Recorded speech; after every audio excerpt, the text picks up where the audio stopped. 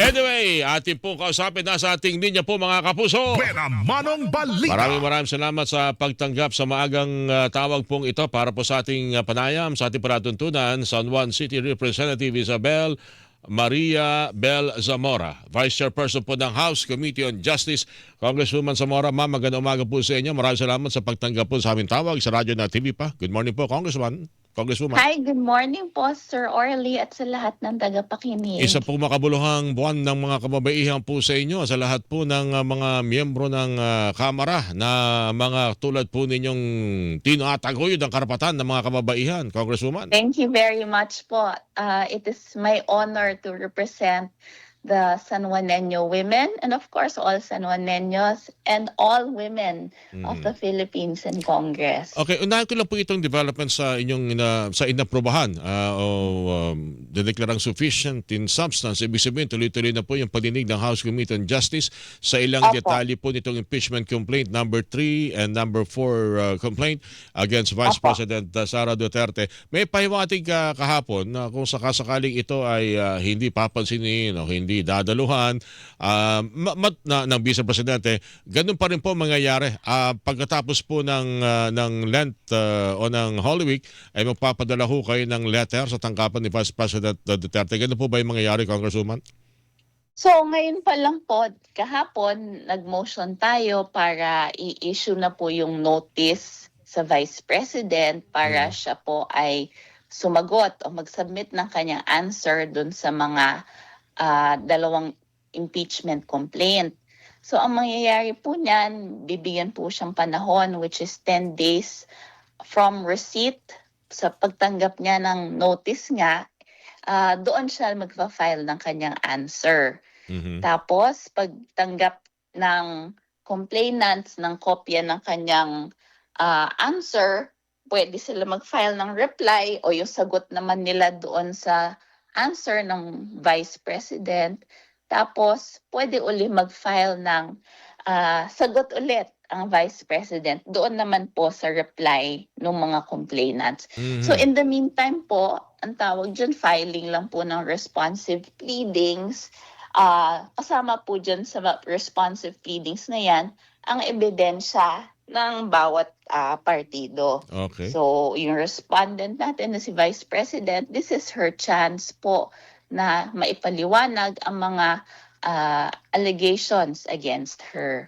Parang nakikinikita ho ng karamihan po sa atin na mukhang talagang i-maximize ninyo yung panahon na ipinagkaloob para talakayin po ang isang impeachment complaint bago ito isalang sa plenaryo. Mukhang ganun yata ang mangyayari. Ito ba alinsunod na rin po sa naging desisyon ng Korte Suprema sa unang impeachment complaint? Yes, of course. Kailangan namin sumunod sa ating saligang batas at sa House rules po. Meron po tayong takdang panahon or 60 session days within which to complete everything. So mula yung pag-file o initiate nga nitong impeachment complaint hanggang sa dulo nito, sa pag-resolve nito sa Kongreso, kailangan naman matapos yan within 60 session days. Congresswoman, meron bang mga kasagutan, tugon ang Committee on Justice sa mga magtatangka pa rin na makakuha ng 2/3 votes and diretso itong i-transmit sa Senado tulad na nangyari noong nakaraan? May mga ganun po bang mga plano naririnig kayo? Ay, wala naman po. Honestly, ngayon open sila na Tapusin. siguro mas open ngayon na sa Committee on Justice idaan yung impeachment complaints para nga mas makita ng mga congressman din namin, ng taong bayan, ang allegations para mas mailatag ba sa taong bayan yung allegations sa impeachment complaint. So, dahil sumunod naman sa proseso na it was filed by a private citizen and endorsed by congressman, yung mga complaints po, dadaan yun sa Committee on Justice at gagawin po natin yung buong proseso ng pagdinig sa Committee on Justice. Okay. Bago lang ako lumipat ng iba pang tanong, Congresswoman, samantalang ko ng pagkakataon, baka pwede nyo ipaliwanag sa amin bilang isang ordinaryong mamamayan, ano ba ang implikasyon na sa impeachment complaint may maaring maging testigo na nahaharap naman sa hiwalay na kaso ng isa ring ng respondent din. Tulad itong kay Madriaga na may kaso perjury sa korte. Tapos siya rin po ang testigo ho yata ng mga complainant dito sa impeachment complaint. Paano ho ba ito, paano ito uusad? Paano maapektuhan po ba yung pag-testify sa kasakali man ni Madriaga dun sa pending na kasong perjury sa kanya ni Vice President? Sa amin po, wala pong epekto na kinasuhan po siya ng ating Vice President. Yung kanyang affidavit ay inattach ng mga complainant sa kanilang impeachment complaint. Kaya po, sa amin, ebidensya na po yun. And may power po ang Kongreso, ang House Committee on Justice, na magpatawag ng witnesses, and whether may kaso po ang ating witness or not, pwede pa rin po namin patawag yun dahil panunumpa din po siya sa Committee on Justice mismo. Wala pa kasi naging precedent doon sa ganitong pangyayari na baka may kaso sa korte, hilingin na may magmosyon na wag siyang hayaang mag-testify sa impeachment proceeding dahil nga may kaso sa korte. Wala pa kasi nababalitaan ganun, Congresswoman. Ano po? That's correct. In fact, ang paniwala ng madami, maski nang hindi mga miyembro ng Committee on Justice, baka may takot or kaba ang respondent doon sa affidavit ni Madriaga, kaya siya nagkaso. Alright. Meron na rin ho ba mga pinalabas na notice? Pinag-uusapan na ba kung sino ho yung mga dadalo? At ang tingin ng karamihan dito, mahalaga ang magiging testimony o magiging pahayag ng Commission on Audit o COA, Congresswoman? That's correct po. Wala pa naman po kaming nilalabas na notice for witnesses. Kasi under the rules nga, ang next step talaga po is to issue the notice to the respondent. Pero dahil po kasama yung confidential funds sa allegations, isa po yan sa tinitig ng mga witness. Congresswoman, bago po tayo magtapos, dito po sa isa rin sa mainit na usapin, yung naging pahayag sa Committee on Justice hearing ni Congressman Bong Sintay. Nag-apologize na ho si Congressman. Hindi ba pwedeng tanggapin yan? At tulad ng kanyang request, tumutok tayo sa konteksto ng kanyang naging pahayag regarding sa kanyang pagkakakita sa isang actress, Congresswoman? Well, alam niyo ho, ako yung siguro ang isa sa unang nakarinig nun. In fact, I was very Pinapastrike offended. nyo nga po sa record yung kanyang pahayag na yun. Opo, ako po nagpa-strike off the record dahil unang-una, it was a wrong place to say anything like that. Ito po ay formal na pagdinig ng isang komite. We were doing our jobs as public servants. Hindi po dapat binabanggit yon. Second, whether you're in an official hearing, proceeding or not, hindi po dapat binabastos ang babae. Third, for me, there was really no connection.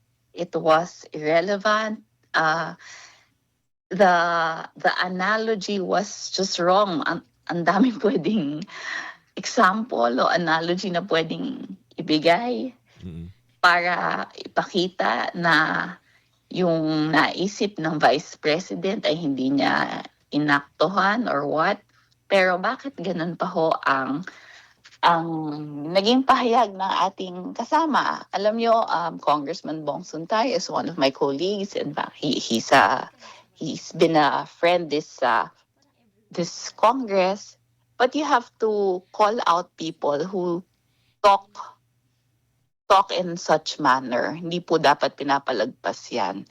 We are filing so many bills and passing so many laws to protect women and the other gender.